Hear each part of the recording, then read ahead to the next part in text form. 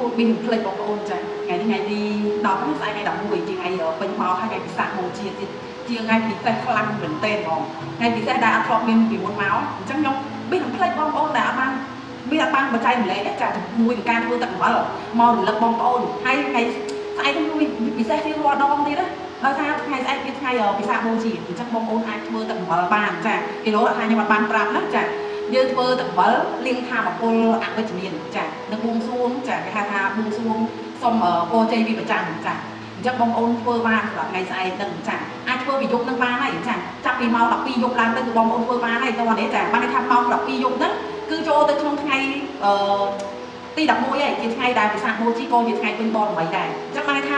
ពីយប់ហ្នឹងយប់នេះជាថ្ងៃយប់ទី10នេះចាប៉ុន្តែចាប់ពីម៉ោង12ទៅគឺចូលទៅក្នុងថ្ងៃទី11ហើយបងប្អូនយល់ទេអញ្ចឹងបងប្អូនចាប់ពីម៉ោង12យប់ឡើងទៅបងប្អូនអាចធ្វើបានហើយចាអញ្ចឹងឬក៏ធ្វើនៅក្នុងថ្ងៃស្អែកក៏បានដែរចាបញ្ជាក់ណាខ្ញុំនិយាយច្រើនដល់2 clip មុនដែរបងប្អូនតែនៅតែមានអ្នកអត់ទាន់យល់ទៀតខ្ញុំថាឲ្យទុករយៈពេល24ម៉ោងទៅ48ម៉ោង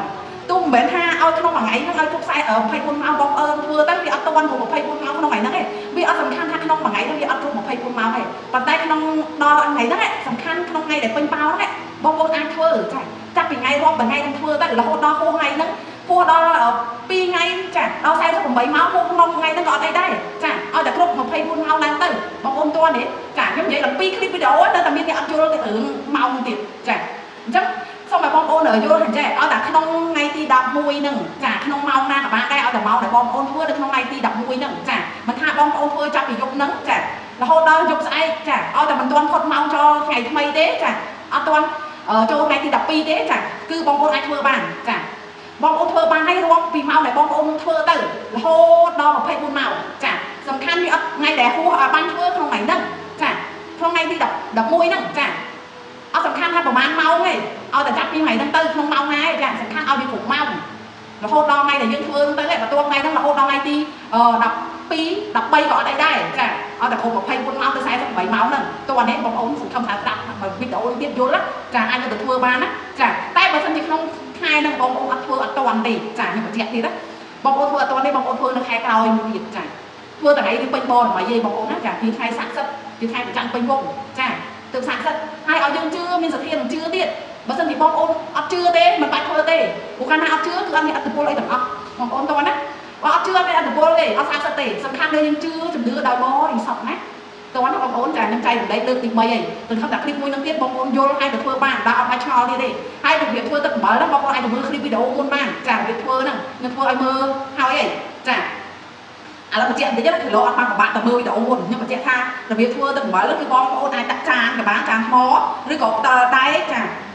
ឬក៏ផើងថ្មអីក៏បានដែរសំខាន់ចាកុំយកជ័រចាយកជាថ្មយកជាដែកអីចាបានចាកុំយកជ័រណាបញ្ជាក់ហើយបងប្អូនដាក់ទឹកដាក់អំបិលចាដាក់អំបិលចូលល្មមមកប្រៃចាអត់ឲ្យចំណុកប្រមាណនេះសំខាន់បានលៃល្មមថាទឹកប៉ុណ្ណឹងឯងអំបិលប៉ុណ្ណាអាចប្រៃបងប្អូនយល់ទេហើយបងប្អូនសរសេរបំណងប្រាថ្នាសូមឲ្យច្បាស់ឲ្យតែមួយមកបានហើយកុំលោកច្រើនចាហើយបញ្ជាក់កុំសុំរឿងលុយតែសុំលុយមួយគឺលោកបាត់ហើយចាមានលេខបរិសុទ្ធអីសុំទៅមុខរបរនេះចម្រើនឬសម្រាប់បំណងប្រាថ្នាណាមួយឲ្យផុតពីលុយទៅចាបងប្អូនតោះនេះតែសុំរឿងលុយមួយគឺលោកបាត់ហើយអារម្មណ៍ពីខ្វះខាតនៅក្នុងនឹងហ្មងបើនិយាយពីខ្វះសូទីអញ្ចឹងអត់បានទេចាវាអត់បរិសុទ្ធទេចាអញ្ចឹងងាយស្រួលទេសរសេរហើយដាក់បត់ហើយដាក់ចូលទៅក្នុងទឹកហ្នឹងទៅចាអាចយកអីសកត់ដុំថ្មអីម្ដុំទៅសកត់ដើម្បីកុំឲ្យវាដែកព្រោះកណ្ដាស់ចូលទឹកហ្នឹងទៅមានដែកដែរអញ្ចឹងបងប្អូនដាក់ឲ្យវាលិចអញ្ចឹងណាចាយកអីសកត់ទៅដុំថ្មអីម្ដុំទូចមួយសកត់ហ្មងថាវាជាប់ទៅចាអញ្ចឹងដល់ពីបន្ទាប់ថ្ងៃបន្ទាប់មកចារាប់ពីថ្ងៃដែលបងប្អូនដាក់ចាអញ្ចឹងមានន័យថាពេលបន្ទាប់ពីបងប្អូនធ្វើហ្នឹងទៅគ្រប់24ម៉ោងរាប់ពីម៉ោងដែលធ្វើឧទាហរណ៍ថាបងប្អូនធ្វើចាប់ពីម៉ោង12អញ្ចឹងម៉ោង12នៅថ្ងៃស្អែកវិញគឺវាគ្រប់ឬក៏ចង់ទុកដល់48ម៉ោងបងប្អូនត្រូវដល់ថ្ងៃទី13នៅម៉ោង12វិញ